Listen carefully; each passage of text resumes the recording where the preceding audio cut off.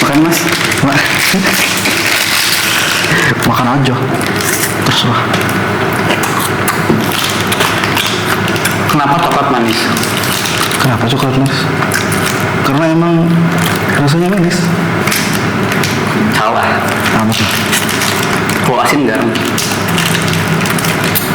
Bener sih, nggak salah. Punya mbak? Nggak usah, bekas mulut itu.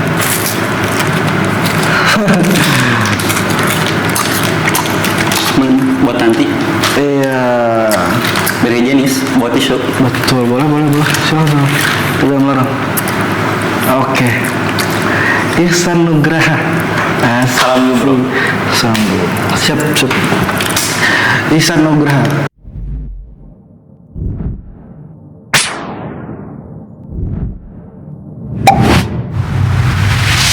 Oke, ini tuh konten pertama ya yang kita bikin. Kita udah beberapa kali bikin konten dan ya buat seru-seruan aja. Sekarang ya seru-seruan juga, cuman dengan konsep yang berbeda. Oke. Jadi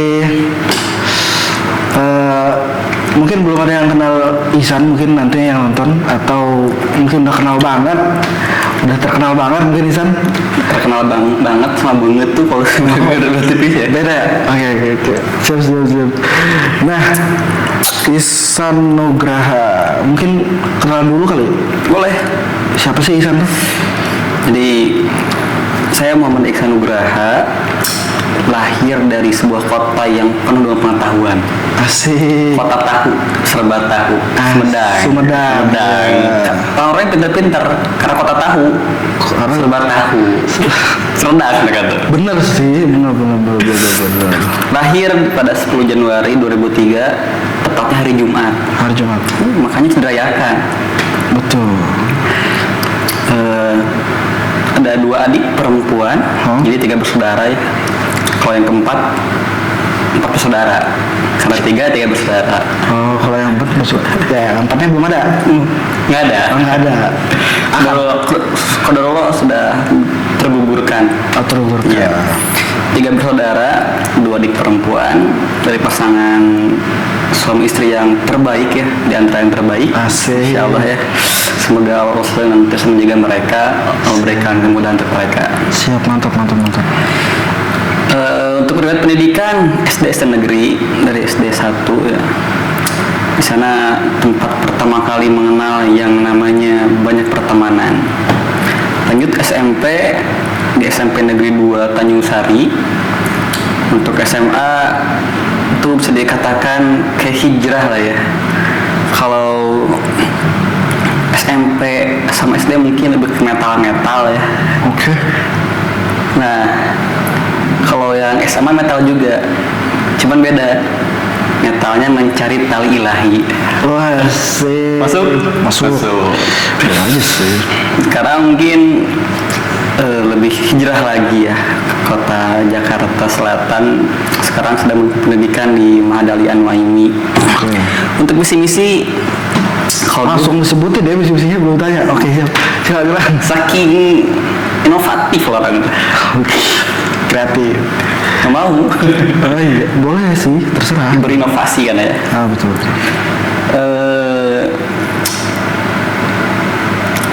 Untuk visi misi itu khairun nas anfa'uhum linnas. Oke. Di untuk bermanfaat untuk orang lain. Tapi tidak mau dimanfaatkan, tapi harus bermanfaat. Nah, Kalau misi, ada satu hal yang luar biasa yang saya pikirkan, yaitu bisa menggerakkan lautan manusia. menggerakkan Dalam lautan. artian bisa memimpin sekelompok orang atau wilayah. Mungkin filosofinya lebih kayak jadi pemimpin di masa depan nanti ya. Mantap. Oke. Terus? Apa lagi ya? Nah, pengen jadi pemimpin di masa depan. Emang kalau untuk sekarang nih, Oh sekarang? Terus sekarang udah di titik mimpin apa nih? Mimpin apa? Kalau kita bahas dari visi-visi tadi itu udah mimpin apa tuh? Kalau buat pengalaman pemimpin ya dulu tuh sempet di pondok tuh kan kalau SMA tuh ada OSIS ya. Oke.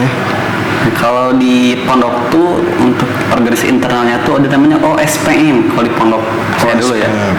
Organisasi Pondok Pesantren Al Munawwaroh. Oke. Nah, bedanya kalau OSIS itu dipilih sama siswa semua, seluruh siswa. Tapi kalau SPM itu spesial. Yang milihnya itu ditunjuk langsung sama atasan atau sama mudir langsung. Oke. Kebetulan diamanahi menjabat 1 tahun. Dan di sana awal mula bisa tahu cara menjadi pemimpin yang baik dan benar gitu. Oke. Karena ada pelatihan dulu kan. Tapi sebelumnya memang pernah sudah jadi ketua kelas lah ya yang kecilnya tuh. SMP juga ketua kelas, SMA pun sama ditambah jabatan SPM. Oke. Nah dari sana saya mulai belajar dan tertarik pada organisasi ya. Hingga pas keluar dari pondok pesantren menyatakan ijazah buat lulus. Di sana muncul ide buat komunitas lah ya. Buat komunitas. Dan alhamdulillah terkumpul tuh Berapa? ya awalnya kan 3 orang tuh. Sabiqunul awalun ya. Sabiqun orang awal-awal nih. Awal-awal lah ya. Berapa orang tuh? Rintis. Berapa orang? 3 orang. 3 orang. Di malam cerah diiringi dengan purnama yang indah. Asik. Jadi 3 orang ini tuh orang paling dekat ketika di pondok atau 3 orang yang satu visi sama. Sebenarnya kita waktu di pondok tuh karena mereka tuh anak-anak yang khariji ya. Bukan khariji ya. Khariji ya, anak luar ya. Iya, anak luar. Ada pura-pura ada kontra tuh, ada gesekan lah. Sempat ada gesekan. Cuman kita satu visi itu ketika kita jadi akademisi di kampus masing-masing. Oke. Nah, dibuatlah pada waktu itu satu tujuan, itu namanya komunitas perubahan milenial. Adanya di Sumedang. Oke. Orang-orang serba tahu. Serba tahu. Jadi kalau misal lagi rapat tuh nggak lupa tuh karena tahu tuh. Lupa juga. Oh lupa juga. Kirain jadi jadi side dish yang kalau nggak pakai tahu nih nggak enak nih gitu. Karena kita serba tahu ya, jadi bisa pakai tahu. Benar. Kalau nggak pakai tahu pakai apa? Ada apa aja jadi. Apa aja jadi. Siap.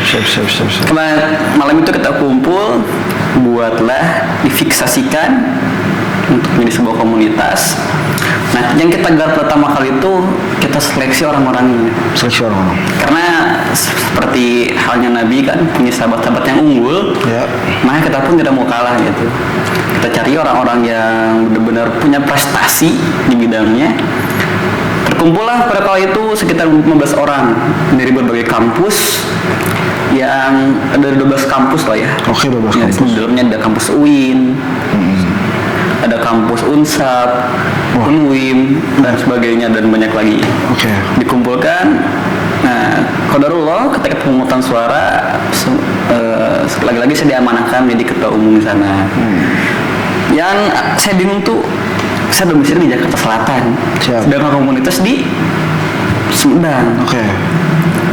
Bagaimana cara saya bisa untuk konsisten dalam menjaga amanah ini? Oke. Akhirnya saya niatkan kepada Allah, ya Allah, saya niatkan ini untuk dakwah, untuk perjuangan kita, dan alhamdulillah setiap sebulan sekali saya bisa berkunjung ke Sumedang, dan rezekinya, ya, karena saya bukan lekangan yang berada ya, jadi untuk ongkos pulang pergi itu lumayan buat sesak jantung lah ya. Oke.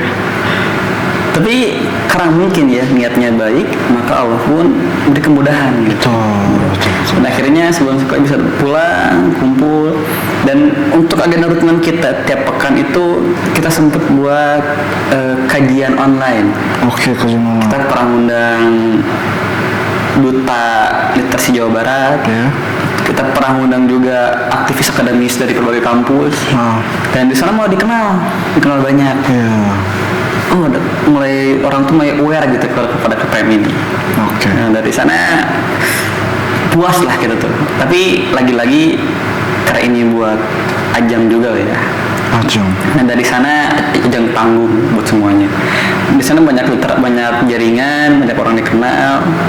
Alhamdulillah semenjak dari sana mulai mengenal dulu lebih luas lagi lah. Alhamdulillah. Oke. Tadi kita coba rewind sedikit.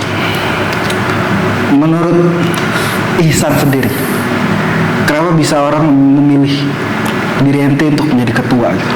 Kan dari tadi ente menceritakan bagaimana perjalanannya. Iya. Tapi gimana sih kalau ente bisa kayak ngerasain atau kayak apa ya, menyadari diri sendiri itu kayak, kok orang mau narik saya, kok orang mau sih ngasih saya kesempatan gitu. Di luar itu semua qadarullah ya. Maksudnya emang itu bagian dari qadarullah untuk mendekatkan kita kepada tujuan yang kita inginkan sesuai dengan misi ente itu. Cuman kan pasti ada kayak secara diri sendiri, secara pribadi itu kayak gue pantas nih. Bisa jadi kayak gitu, bisa ngerasa mungkin pernah berpikir gue pantas ataupun gak berpikir kayak gitu, kayaknya ini udah jalan saya gitu. Tapi sebelum masuk ke situ, ente kenapa? Ente nyadar gak sesuatu yang bikin kenapa sih mereka memilih saya untuk berdiri di sini menemani mereka? Menarik. Kok tanya saya ya? Oke. Ya mungkin pada dasarnya awalnya ya, ketika diberi amanah yang besar, pastilah yang manusia ada gemetar dulu dan takut sebagainya. Cuman ada motivasi yang luar biasa yang saya ambil dari ustadz saya terutama ya, yang di pondok. Semoga Allah senantiasa menjaganya. Beliau berkata, jika ada amanah, maka jangan pernah menolak. Jawabannya siap, lalu siapkan. Kata-kata itu terus terngiang hingga ketika ada amanah apapun, saya belajar untuk mengatakan insya Allah siap. Lalu saya siapkan gitu. Jadi mungkin seorang tuh punya value ya. Begitupun ketika Anda memandang yang lain dan lain pun memandang diri saya sendiri. Mungkin ada poin-poin yang di sana mereka yakin gitu. Soalnya saya punya pengalaman ya, ketika anak kecil dulu. Ketika ada teman-teman saya yang dicari orang tuanya, misal saya sama si Randy teman saya dulu ya, atau siapa, jadi dia nanya, anak saya kemana? Terus ada yang tetangga yang bilang lagi main sama si Isan, dan orang tuanya pernah risih gitu. Oh ya udah, kalau nggak apa sama si Isan, kalau sama si Isan gitu. SMP, SMA, bahkan ketika teman-teman kuliah pun telepon sama kakaknya, sama ibunya, lagi di mana? Lagi di rumah main sama Isan. Itu orang tuanya selalu bilang, oh yaudah nggak apa-apa kalau sama Isan. Mungkin ada kepercayaan tersendiri bagi mereka. Intinya kita bisa jaga kepercayaan orang lain aja, jangan sampai berkhianat kepada mereka. Karena jujur itu ya, kayak kunci dari semua problem gitu. Justru kalau kita jujur, masalah apapun akan cepat selesai. Betul. Begitupun dengan rasa percaya orang gitu. Makanya saya selalu berusaha untuk bisa menjaga kepercayaan mereka. Itu mungkin salah satunya ya. Betul. Di balik itu mungkin ya banyak orang bilang kalau ketua dalam organisasi itu jadi tumbal anggota ya. Tapi enggak, alhamdulillah dalam komunitas kami saling bahu membahu gitu. Itu yang katanya. Oke. Karena emang ente dibarengi dengan kejujuran, bisa jadi, dan apa namanya, membangun relasi bareng teman-teman tuh udah kayak kebiasaan gitu, dan orang cukup bisa apa namanya, bisa dibilang ente tuh cukup di masa itu ya ekstrovert lah ya. Tapi ada satu hal yang luar biasa loh. Apa itu hal itu? Karena saya selalu yakin ya, di balik seorang anak yang maju, seorang anak yang hebat, itu pasti ada bentengnya gitu. Apa itu bentengnya? Ibu, doa ibu. Doa ibu. Karena dulu Bu Nyai ya, almarhumah rahimahullah, pernah mengatakan doa seorang ibu itu bisa menembus langit. Makanya ketika ada hal yang mustahil selain tadi siap dan siapkan, saya sendiri selalu meminta doa kepada ibu saya gitu. Kalaupun lagi jauh telepon, nih besok ada ini doanya, nih ada pemilihan jabatan terpilih ketua ini, minta doanya.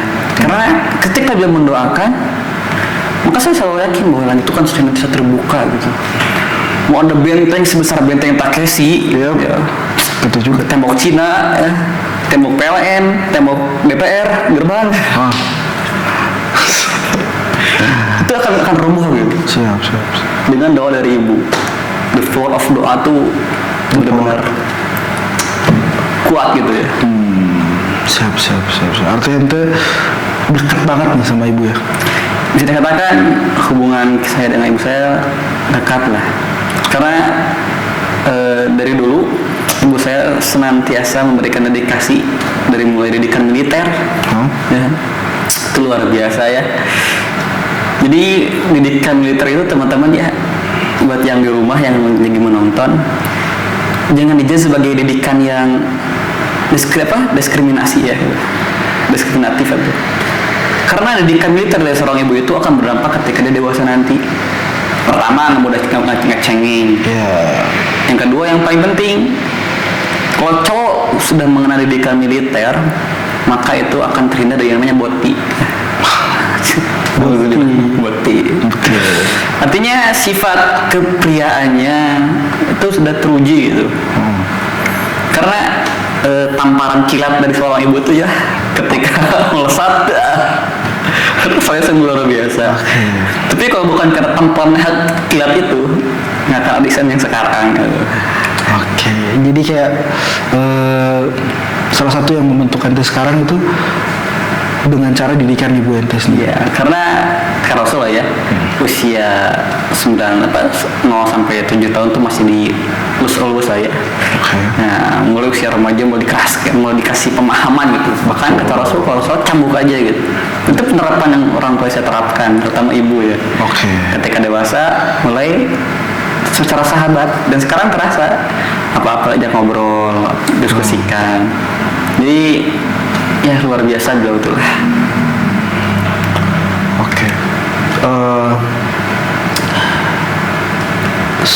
Kita tadi ngebahas keluarga, pertemanan, terus perjalanan sampai detik ini. Prinsip dari semua hal itu kan pasti berawal dari sebuah prinsip yang ada dalam diri. Prinsip apa nih yang dipegang dalam menjalani hidup sampai di titik sekarang ya? Artinya kan emang prinsip itu menurut saya itu akan berubah-ubah ketika banyak pengalaman yang terjadi. Iya, motivasi juga ya, motivatornya siapa gitu. Iya, betul sekali. Entah itu motivator, entah itu pengalaman yang kita lihat dari keluarga, orang tua, pertemanan.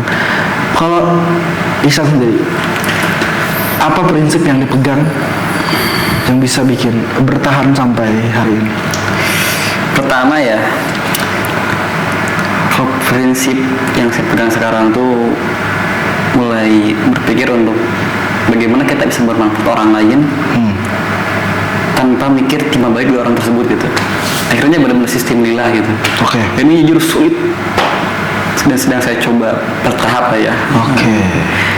Mungkin untuk di samping prinsip itu ada beberapa tokoh ya yang saya kagumi gitu. Kalau dari soal keberanian, kira ada satu sahabat namanya tuh Al-Bara bin Malik ya. Aman. Lanjut. Nama itu kakaknya Anas bin Malik. Ya. Yang luar biasa itu beliau itu badannya kecil ya. Ya di antara para sahabat kecil lah. Udah kecil, kurus.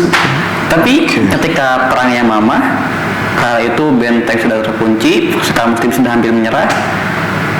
Beliau yang badan kecil, ada nama tuh yang bisa baca di Sirah Nabawiyah tuh ada yang namanya, kalau kita bilangnya pasukan nekat lah. Pasukan berani mati lah gitu ya. Siap. Nekat. Dan yang berkumpul tuh 100 pemuda. 100 pemuda. Di antaranya Al-Bara bin Malik. Dan luar biasanya dari para pemuda ini, ketika benteng tinggi sulit tembus, apa yang dilakukan oleh mereka dirundingkan akan melempar satu orang ke atas hingga melewati benteng untuk membukakan pintu. Tanpa pikir panjang, Al-Bara bin Malik yang berpikir badannya kecil, badannya kurus, maju, dan itu benar-benar dari riwayat mengatakan dilempar pakai tameng. Ada juga yang bilang pakai tangga ya, tapi yang pakai tangga itu lebih heroik gitu. Dilempar ke atas, melewati benteng. Betul. Siapa sangka di benteng sudah ada yang menunggu 100 orang. Dengan kekuatan izin dari Allah, 1/100 menangkap 1 orang ini. Amr bin Malik. Al-Bara bin Malik. Akhirnya dibuka pintu, langsung kaum muslim menyerang. Dan itu awal kemenangan dari kaum muslimin melawan Musailamah al-Kadzdzab. Oke. Nah itu akhirnya saya termotivasi, walaupun badan kecil minimal harus punya basic keberanian. Ikutlah silat. Silat. Ada cerita lucu bagi silat ini. Kenapa tuh? Dulu awal pertama ikut silat kan, beberapa tahun ikut silat. Akhirnya inisiatif buat perguruan kecil-kecilan di pondok, Pak. Bikin sendiri nih? Bikin sendiri. Ngide artinya? Ngide banget. Yang salahnya nggak izin kan. Salah nggak izin. Kita latihan tuh tiap malam. Itu bagus. Ada adik kelas ya yang tertarik ketika lihat saya latihan tuh pengen latihan bareng ya, sharing-sharing. Pengen belajar katanya.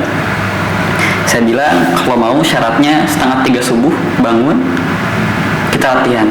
Oke. Nah, apa rutinitasnya? 2:30 bangun semua tahajud dulu. Oke. Dan tahajud semua berjamaah langsung bikin latihan. Oke. Salahnya ada satu orang yang mungkin sedikit kurang suka ya, gitu. Ada sifat hasudnya mungkin. Laporan ke ustadz yang di sana. Efeknya apa? Gara-gara anak-anak sangat sering ngantuk ketika belajar. Padahal mereka di balik layar kan ya. Akhirnya dipanggil saya waktu itu menghadap, habis ceramahi. Saya berazam karena di situ saya sempat ada beberapa orang yang meremehkan kan ya. Apa sih ini nih? Saya berazam bahwasanya saya akan membuktikan bahwa saya tuh layak gitu ya untuk gitu. Akhirnya begitu baris dari pondok, selesai pengabdian, saya ke turnamen langsung. Kebetulan lawannya berbagai kampus dan alhamdulillah di malam itu juga jadi dengan umi saya hadir. Beliau zikir terus-terusan kan, ketika lihat awal saya tertendang dan hampir terkapar. Beliau berzikir terus, dengan doa beliau alhamdulillah Allah berikan juara 1 Pak itu ya. Dan dari sana orang-orang yang tadinya mengejek mulai, ya itu manusia kan ya. Saya tidak membahas dengan keburukan, tapi saya membahas dengan ini loh, saya bisa kayak seperti ini. Terus? Apa lagi ya? Kita tanya deh. Dari yang bisa ceritain, yang gue lihat itu kayak orang yang udah seperti TikToker, cuma nggak ada sosial media. Artinya TikToker terkenal tapi belum ada sosial media. Maksudnya kayak orang yang bisa menginfluence orang-orang rame gitu. Artinya kan punya sesuatu, mungkin ada perasaan nggak bahwa itu punya power yang cukup besar di posisi ente sekarang, di pertemanan ente sekarang, itu punya power, punya kekuatan untuk mengajak pembimbing orang lain.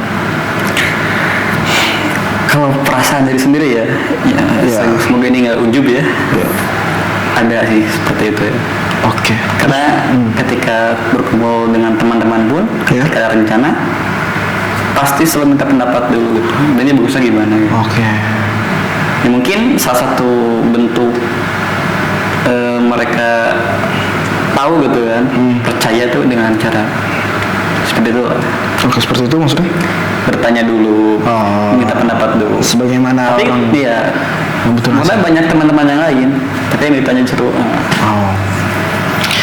keren. Saya punya satu rival. Satu rival itu nama orang atau? Bukan, rival saingan. Saingan. Karena saya kenalnya satu orang nih rival tuh. Orang Padang nih ya.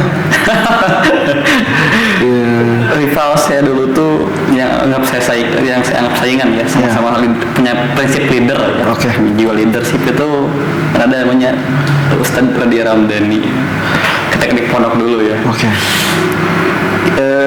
Dulu saingan saya ketika jadi OSIS pun dalam artian pemilihan OSIS ya. Saya termasuk kandidat juga kan. Iya. Dan juara satunya beliau, juara duanya saya gitu. Oke. Ketika Rois saya terpilih, beliau yang tidak. Ketika buat acara pun kita dulu saingan terus gitu. Dalam hal hafalan saingan terus, dalam hal bisa katakan saingan berat lah beliau. Bisa susah untuk mengajar dia gitu. Susah untuk mengajar. Kenapa? Apa yang bikin? Karena dia ada pintar dari lahir kayaknya. Karena dia sudah pintar dari lahir. Tanpa belajar pun bisa menguasai gitu. Tapi apakah mungkin dia belajar tapi kita nggak tahu? Saya tahu dia tidur. Oke. Artinya emang udah mengenal itu ya. Ketika saya ngobrol, dia bilang saya mendapatkan pembelajaran itu ketika di kelas saja. Fungsi gue di luar kelas Istirahat. Karena artinya dia udah benar-benar di kelas tuh belajar, bukan tidur, bukan main. Apalagi main Mobile Legends. Itu nggak mungkin sih kalau anak kuliahan kayaknya nggak boleh gitu ya. Kayaknya nggak boleh ya. Kayaknya. Oke. Tadi kan rival tuh kan berdua ini. Rival kayak udah saking deket banget tuh. Dan apa ya, kayak love and haternya tuh ada. Benci dan sayangnya tuh begitu terasa. Oke, dan itu cukup keren untuk anak di usia segitu ya. Masih punya rival gitu. Karena kan sekarang tuh kayak udah sekolah aja.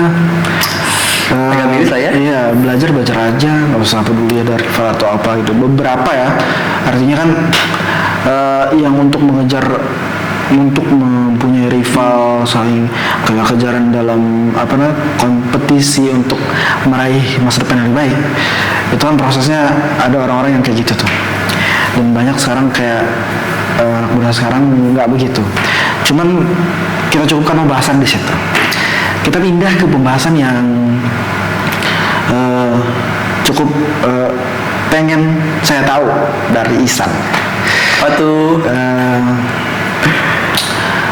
Apa sih tujuan atau program yang itu terlalu berat ya kayaknya. Itu akan kita bahas di sesi lainnya. Ini serasa kayak spam lagi nanya ya. Oke, itu kayak terlalu berat karena belum saatnya. Karena ini masih episode pertama itu kenalan dulu. Karena kita berdua bakal akan ada di sini terus sampai ada bintang tamunya. Kalau kalian ada tamunya kita enggak. Bintang laut. Bintang, oke. Terbang tuh. Tapi gini, Bintang laut nyelam lah. bintang laut di air. Nyelam. Iya, Patrick. Agak lain ya. Agak lain. Film itu yang baru mau. Kenapa kita promosi? Jangan. Emang ini ada promosi kan? Enggak. Tutup dong. Emang tapi kita suka coklat sih. Enak soalnya. Coklat manis? Coklat garing. Salah. Apa tuh? Kalau yang asin garam. Iya benar sih. Oke. Jadi kayak di umur yang sudah menginjak berapa ya? 23, 21, Sekarang 22 ya. Nanti 10 Januari itu 23. Oke. Sebentar lagi 23. Udah jadi om-om loh. Jadi dulu ya. Ketika ada bocil lewat bilangnya masih a. Oke, Sekarang bocil lewat, om mau kemana? Buset, udah jadi om. sekarang udah berasa tua tuh artinya. Udah dianggap tua. Sekarang lebih tepatnya umur muda, raga tuh jiwa udah tua kayak sering pegal-pegal. Ya artinya harus mulai olahraga tuh. Olahraga tiap pagi. Oke. Ya, mungkin karena banyak duduk di kantor kali ya. Mungkin Karena itu. AC pulang-pulang dikerok merah. Aduh. Tapi ya mungkin itu gara-gara stres juga kan. Stres tuh tekanan emosional tuh lebih membuat badan dan perasaan tuh lebih tidak enakan. Jadi berkesinambungan dibanding kalau sakit badan kan seringnya di FYP TikTok atau YouTube laki-laki kalau jatuh dari motor bisa langsung berdiri. Kebanyakan kayak gitu. Dan kayak habis bisa jatuh dari sepeda nih luka. Itu yang dipikirin sepedanya, kalau nggak HP-nya. Kenapa udahnya enggak? Kenapa? Itu bukti laki-laki lebih mementingkan orang lain daripada dirinya sendiri. Oke, cukup motivasi. Gak apa. Nah itu, jadi nih, tadi kita bagaimana? Tujuan atau keinginan kedepannya tuh Gak usah jauh-jauh, paling dekat di tahun depan karena ini udah mau ulang tahun nih. Tahun depan ya. Iya, resolusi kata orang tuh resolusi apa tuh? Tahun depan tuh bisa dibilang 2 bulan lagi ya. Sebulan lagi lah ya. Sebulan lagi. Iya. Udah tua ya kita. Betul. Saya udah tua dulu tuh. Terus, Oke. Berarti lebih ke harapan tahun depan lah ya, atau apa? Ucapkan yang digapai. oke. Mungkin sebenarnya tadi itu dipanggil ya sama waktu rapat tuh. Ada salah satu ustadz termasuk yang bagian HRD SDM-nya itu nanya, Oh, mau menambah berapa tahun untuk jadi bagian PMB sama staf pusdatin di kampus ini gitu ya. oke. Ada spill tuh ya? Spill lah Iya, ya. oke. Terus, Bingung juga ya. Maksudnya kita punya ambisi muda, pengen beli ini, pengen beli itu kan. oke. Sedangkan ada beberapa hal yang kurang cocok. Tapi itu bisa jadi planning pertama. Oke, artinya Sambil kuliah di sini lah ya. gue di lanjut sini, S2 gitu. lanjut S2, masih punya pekerjaan tetap, Iya. tinggal juga enak. Tinggal enak. Tinggal gimana caranya kita untuk mengekspor diri. Itu dia. Tapi yang lebih tepat tuh bagaimana cara kita bisa mengembangkan yang tadinya koin ini dolar gitu itu. Keren. Terus apa ya? Yang emang itu kan tadi opsi yang diberikan orang lain untuk Iya. kita. Tapi jadi masukan. Bisa dibesar juga. Gitu. Iya. Targetan. Terus opsi yang cukup idealis untuk dilakukan. Tidak realistis tapi cukup idealis. Apa itu? Dari diri sendiri mungkin ya. Oke. Sempat kepikiran gini, beres dari sini sudah langsung karena bener bro, salah satu manfaat dari banyak kita isi kajian relasi itu ya, Oke. itu kalau kitanya baik, tanggapan orang yang mana pun baik. Kayak kemarin tuh sempat di salah satu MTS ngisi lah ya, dan kepala sekolahnya tuh langsung manggil, saya kasih kamu rujukan besok S2 di kampus, salah satu kampus Bandung lah. Oke. Nah, pasti, tapi di samping itu tahu kan rumus timbal balik lah ya, sebab akibat gitu. Ketika saya menerima beasiswa itu saya harus tinggal mengajar di MTS itu. Sedangkan saya usia sekarang tuh masih belum mau dikekang oleh siapapun gitu. Oke. Saya pengen banyak diekspos dulu gitu. Oke. Itu opsi 2 mungkin ya yang jadi pertimbangan. Opsi 3-nya lebih pengen nyari S2 yang online luar negeri. Oh. Sampai itu saya kerja sampingan. Oh. Ada pekerjaan yang saya tuju lah itu. Yang bisa saya sebutkan ya. Itu idealis tuh ya. Idealis tuh karena pengen tetap ekspor, nggak ada yang Iya. mengatur, pengen bekerja sesuai dengan apa yang disuka. Betul. Sesuai passion. Karena saya tuh menanamkan pada diri saya, karena umur 23 tuh bukan saatnya buat main-main ya. Oke. Menurut saya sendiri itu. Jadi saya tanamkan dalam diri saya sendiri, San, stop umur 23 itu terakhir buat main-main. Tahun depannya harus sudah mulai serius. Oke. Karena kita perlu, saya punya ambisi gitu ya, Oh. ingin bagi orang tua terutama kan, kalau bisa harapan atau cita-cita yang Umi pengen tuh dia pengen umroh gitu, beliau pengen umroh kan. Oke. Makanya dan beliau bilang siapa tahu dari jalannya dari Ihsan seperti itu. Karena sebagai seorang anak kan selalu nyuat itu kan. Betul.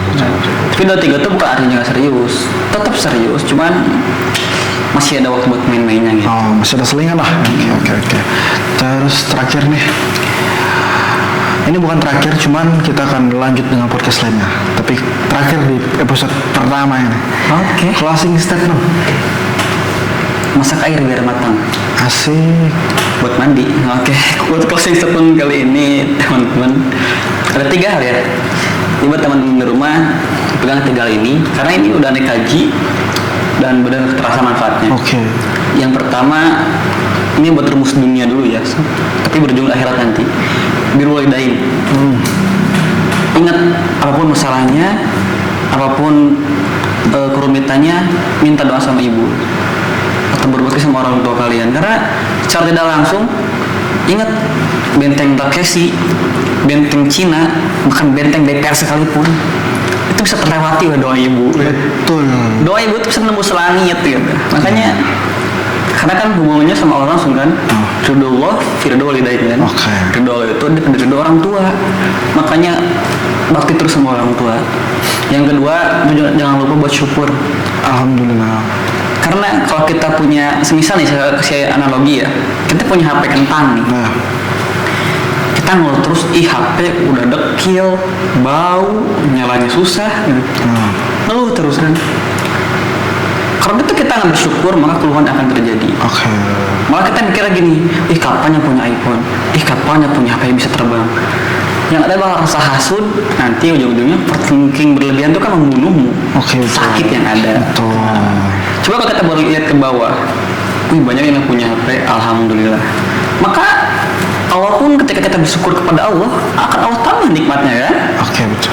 Nah itu yang harus kita pahami. Yang ketiga teman-teman ya, cari minimal cari satu teman yang soleh aja gitu. Oke. Atau cari murabit ya kalau bisa. Kenapa harus teman yang soleh? Karena di saat kita lagi terpuruknya, lagi lurus, tiba-tiba belok kanan, belok kiri, sebagainya. Seenggaknya datang satu orang yang soleh ini, datang ingetin kita, dan insya Allah kita pun akan baik kembali. Gitu. Alhamdulillah. Itulah pegang tiga ini ya insya Allah. Iya, itu salah satu bagian dari gaya hidup dan prinsip Ihsan Nugraha. Oke, mungkin semua bisa ambil dan mungkin ada yang cocok dengan gaya hidup atau prinsip kayak gitu. Oke, mungkin ini adalah sesi terakhir dari episode ini, dan ini akan ada terusannya di episode selanjutnya yang kita akan ngebahas apa aja ya yang mau kita bahas. Oh jadi ada terusannya ya? Ada terusannya. Kalau ada terusannya apa tuh? Jalan buntu. Salah. Apa? Ya, selanjutnya kita akan mengisi hari-hari kita dengan yeping seperti ini, tapi bikin pakai konten karena itu menyenangkan. Baik kita berdua yang hobi ngobrol, yeping itu salah satu hal yang menyenangkan dan kalau ada isinya makin seru. Kalau nggak ada kalau. Oke, mungkin sekian konten ini dan semoga terhibur atau ada isinya gitu. Kalau nggak ada isinya ya udah, tombol dislike-nya boleh dipencet. Oke, jangan lupa buat subscribe teman-teman, subscribe ya. Subscribe channel ini dan terus dukung, karena kami akan memberikan inovasi yang lebih abstrak lagi. Siap. Oke. Sampai jumpa. Bye bye.